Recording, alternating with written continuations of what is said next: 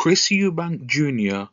splatters an egg on Connor Benn's head.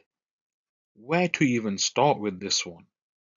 I guess I'll have to start off by describing what happened. So, Eubank Jr. went to the press conference of Eubank versus Benn. He kept an egg concealed in his pocket like a weapon.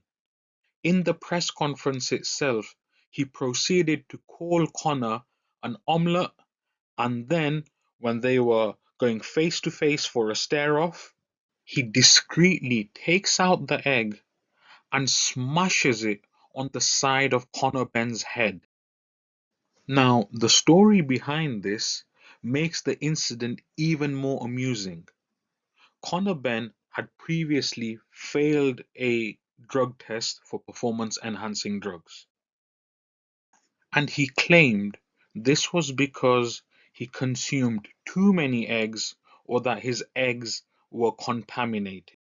So Eubank takes this opportunity to remind the world of Connor's failed PED test in the most epic, the most remarkable manner possible. Right? Once again, he takes an egg and smashes it across Connor Benn's head.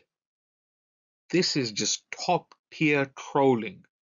It's shithousery of the highest order. He literally and figuratively made Connor look like an egghead.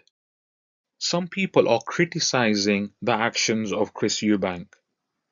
They're saying what he did was disrespectful, it's unsportsmanlike, he painted a bad picture of the sport of boxing, but I disagree.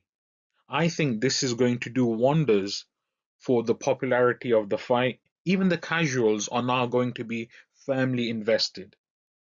So I think this was excellent promotion for the fight. I'm ecstatic for it. It should be a cracking contest. Putting all the puns to aside, I think this bout now has all the ingredients to make for a blockbuster event.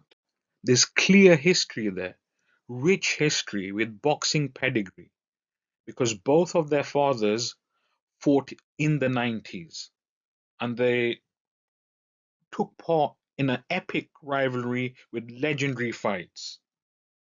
There's clearly some bad blood there with the egg incident, with the pushing and shoving, with the scuffles that broke out in the press conference. There are also polarizing storylines. So, with Conor Benn's failed PD test, some people are struggling to forgive him for that. If you're labeled a drug cheat, it tends to stick with you. As for Chris Eubank Jr., his actions have come under heavy criticism. He's also towards the latter stages of his career. So there are all of these narratives that make for a compelling story. I simply cannot wait for this fight. I'll be tuned in and fully invested to see what transpires.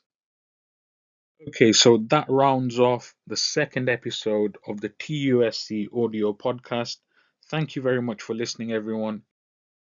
If you enjoyed this podcast, give it a like.